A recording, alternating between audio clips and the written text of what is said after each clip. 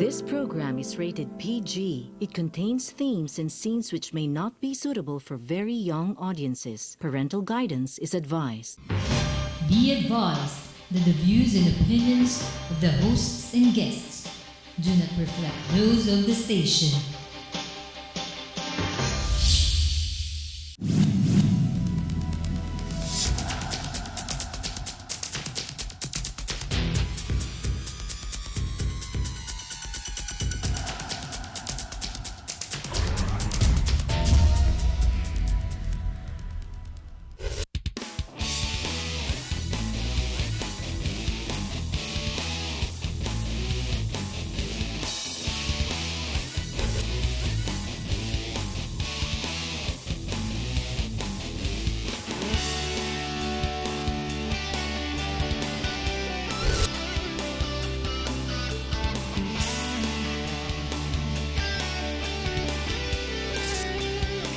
You are what you watch. Welcome to Talk to Harry. I'm guest hosting for Harry Tambuatco today. I have very special guests in mind. You know, the Philippines to me is very, very unique in the sense of we are an American English type system, but at the same time we're very unique in the sense of we have European standards and European ancestry. I always thought that the Philippines should be bigger and better and bolder in the Asian business world than we are today. One of the guests I have, both guests I have actually, is going to help with that. Personally, I think the Philippines, the brilliance of the Filipino, the ability for them to do international business is par with the best of them in Europe and the United States. And today we have two special guests that will help our young people, our young grads, to understand the world as it is today in its economy and its global business. First we have ML, and to my right, and then we also have Ashley. I'd like for them to introduce themselves. Welcome to the show. Thank you, Ron. Thank you for having us today. Again, my name is Mary Luconanan, and I'm the CEO of Vision International Philippines. Thanks, Ron. My name's Ashley Bennett. I'm Executive Director with Vision International Philippines. With Vision International, I know that you're focused on today's students and especially the business students. We have, of course, a special relationship with the Embassy of the United States, and they give visas for the qualifying students that can work in North America. Can you tell me a little bit about that program and how we're going to use it to make our graduating students or our students currently today the best top-notch business people we can produce in the world? Okay, so the United States has a public diplomacy program. And the one that our company is promoting is the work and travel and then the internship program. The public diplomacy program, the J1 public diplomacy program has been in place for almost 50 years and basically... That's 50 years? 50, yes. It's called the J1.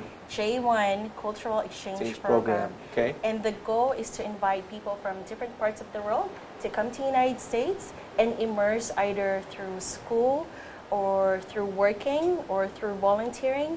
And Vision International is here in the Philippines to provide that service for the Filipinos so they have a chance to immerse themselves in the American culture. Now, this is the first time I've been hearing about J1, and again, I myself am an American Filipino. The curiosity of the J1 program, how many visas are set aside annually for the Philippines alone for such students to work abroad? Historically, I think last year the U.S. Embassy Manila gave about between 3,000 to 3,500 J1 visas. 3,000? To 3,500. And this is the first time I've ever heard about this program. You'll be surprised because in other countries, it's actually even more popular, especially in Europe and in South America and in different parts in Southeast Asia. Okay. So, Ash, tell me about this J1 program. Do you have to have like a 4.0 or 4.1? Do you have to be a rocket scientist? What about this J1 program fits the average Filipino student? Well, typically, the main qualification for J1 is to be enrolled in a university or college. Obviously, the next biggest qualifier is obviously being in good graces and your English proficiency. Okay, well, let me hold on. Good graces, that definition box, can you tell me what good graces mean? And like I said, is it a 4.0 or a 3.2? It's nothing to do with grades. It's more personality based. It's a person. So as long as you're a student at the campus is still saying you're allowed to use our library, you're allowed to go to class, you're allowed to do this, that, and the other inside the campus, you're in good graces of the university. Correct. Okay. That's a lot easier than a 4.0. Much easier. Okay. ML, we've spoken before. You said you've had personal experiences with the J1 program? Yes, I'm actually an alumnus of the J1 program. I'm a graduate of the University of the Philippines almost 10 years ago. And before I graduated, a professor of mine told me, I think you should apply for the internship program. And at that time, it was offered for 18 months. So Wait. So the 18 months is the time that you would spend in the United States itself? Yes. And if you're 21 years old and you don't know, you still typically don't know what you're going to do in your life, and you basically say yes to any opportunity that comes your way. So I did. I took the test, and I was interviewed over the phone, and then I told my parents a few months after, and told them I'm going to go to the United States and stay there for 18 months. Can I go back a little bit? What kind of test are we talking about that you had to take? At that time, they still require an English test, Okay. just to see like how good your English is. But it's not a problem for Filipinos because we were colonized by Americans before. It was just a standard back then because there are other countries such as Thailand, Vietnam, Sure. or probably Brazil. Yeah. Basically, the main purpose of the test is to see if you're going to survive in the United States for 18 months on your own. Right. But these days we don't really require it, other than the verbal screening process. Right. So Ash, can you tell me a little bit about the interview process, how difficult it is, what actually happens, what's the expectation of the student for this interview? Well, typically that's a portion of what we provide as a company, is to ensure that we manage the expectations of the students by assisting them at a professional level with their resumes, with the way they conduct themselves, with the kind of answers they can expect to be asked, questions they can be asked in the interviews. So we help them to polish that side and ensure they have the confidence level required to ask it's fairly basic questions that you would expect in any kind of job interview. Obviously it has the American twist to it, so it's more about bridging that cultural gap that a Filipino wouldn't expect in a typical interview process. Okay. But you're going to help from A to 100% Z. of the way. Resumes, expectation of the questions, how to answer the questions. Now, you know, in this country, a lot of bola bola happens. I love that word, but not when it's told to me. Bola bola, and what I've heard in the business is I'll sit down in the dinner, they promise the world, the heaven and the stars, and they actually don't have anything. So what I want to tell my viewers right now is the ability for you to state how many visas do you actually have in hand ready for students to go to the United States? For our Alaska program, which is currently the campaign that we're focused on, we have 75 hard places and about 125 soft. So That's additional to the there's 75. 50 additional to the 75. Okay. So 75 hard places that we can fill. On top of that, we have our internship programs, which has 45 hard positions and probably another 70 soft. Right. So I know one of your business partners. He has a really good relation with the U.S. Embassy. So I'm going to tell the audience members right now that these are real places. These are real visas. They're ready to go. All we have to do is find the Filipino to fit that seat. And that's not something I can usually tell anyone in this country with certainty. But I believe right now the time essence is because you're going to have hard interviews within a month or a month and a half. Can you tell me a little bit, ML, of where that's going to be? It's going to be Quezon here. Tell me a little bit about what these processes, if someone in the audience has a student or the student is actually watching today, what they should expect from this day forward to get to that line. For the Alaska campaign, it's very unique because the host company, the company that's going to hire the students is actually going to cover all of the program fees. That's very unique. Oh, wait. Let's rephrase this. The student themselves will not have They don't have to pay the program fee. They just have to pay $150 for them to commit to be a part of the recruitment event, but then that's completely refundable right after the event. That's just to show that they want to so be it's there. basically it's a holding escrow, making sure you show up, Yes, and then at that point you will give it back to them, yes, and then also they'll be able to contact you to understand who's actually showing up to speak to them and how the structure is going to be. yes. Do you?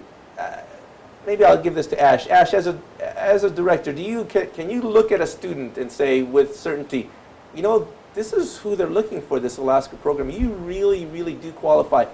These are things that we need to do together for you to get over to the United States.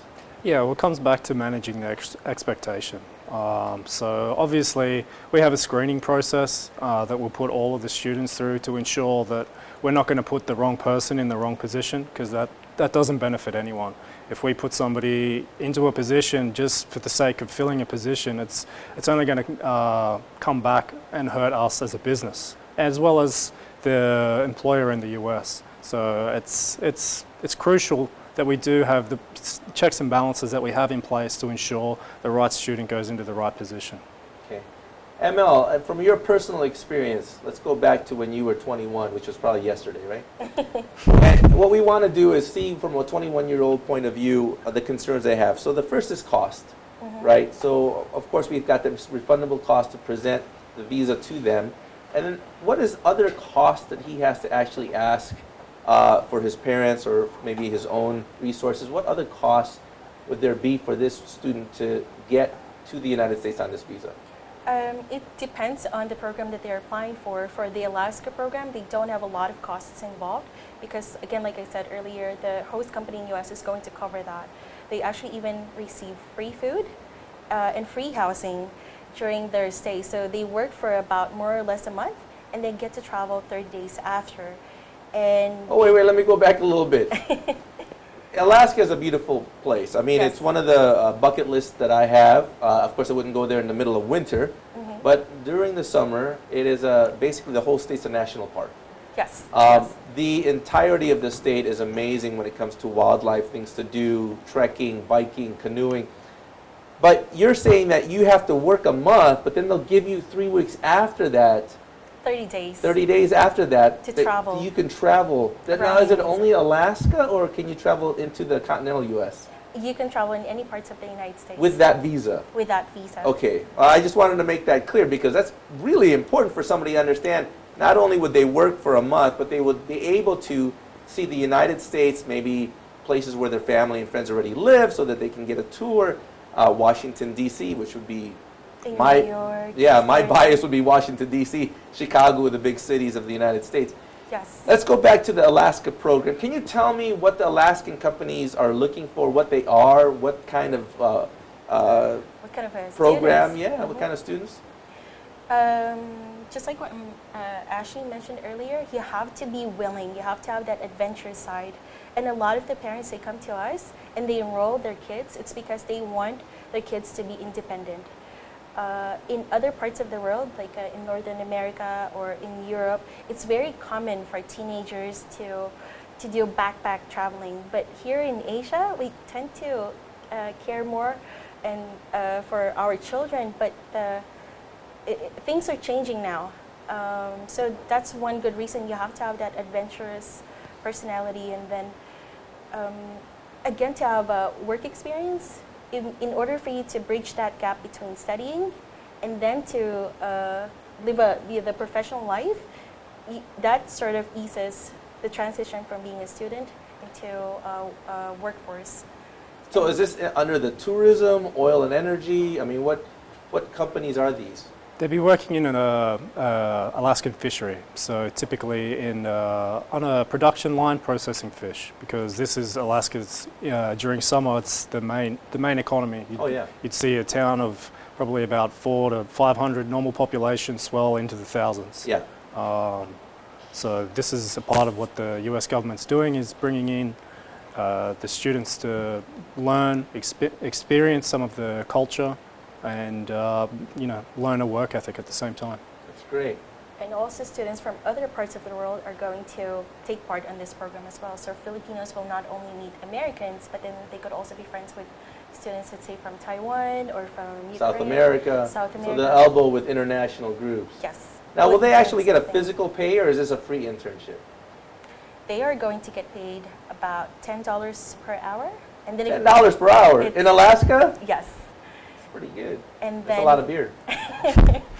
and if they work overtime, they get paid at $15 per hour. And then you have to take note that this is free food and free housing. Yeah, I mean, that's why I said you're not paying for housing, you're not paying for food, and then plus you're getting $10 or $15 an hour depending on what shift you're in. Yes. Okay. It's not a bad first job to earn that kind of money and then to make it international, to have your first job to be international. So. That's great. Now, I've had a couple of friends that went to Alaska. They have nothing but great things to say about the people there, the businesses. It's still kind of small town America. You're not going to venture into more of the Walmarts or the malls. These are still like hometown bars, hometown restaurants. And I want to make one statement. I believe what you say is true, and I want the students out there that's listening, or the parents out there that's listening. When I turned 17 and I graduated high school, I took off like a rabbit. I had no fear. My family had instilled in me a confidence to go out there and take that low-hanging fruit, take that adventurous side, and see what's out there, and take the risk of living on your own. I do know some Filipinos that will be a little bit more shy. I don't know, mahiya? Mahiyain? Yeah. So that's not the kind of group that we're looking for, the shy mahiya. We want the stronger personalities that kind of want to see the rest of the world as it's seen on not only TV, but is heard throughout the world. You know, America is very pioneering, I think the word I want to use. So we're looking for pioneering young Filipinos that in between their semester classes or right after graduation, they're going to discover what it means to be a pioneer in America, because Alaska is still a true frontier. You're going to have the ability to meet sled dog teams, you're going to have the ability to see caribou, you're going to have the ability to see, hopefully not get eaten by one, but you'll have the ability to go out there and see bears, wolves, the wildlife. So yeah, pioneering. I think there are Filipinos out there. I think there are parents out there that want their kids to be brave, strong, and experience these things. So we're gonna take a short break and keep talking about the opportunities, what they call a J-class visa. My name is Ramos Sangalang. I'm a guest hosting for Harry Tambuatco today, and we'll come back and talk to you a little bit more about the abilities that we have to send young Filipinos on an adventure into North America and beyond. Thank you.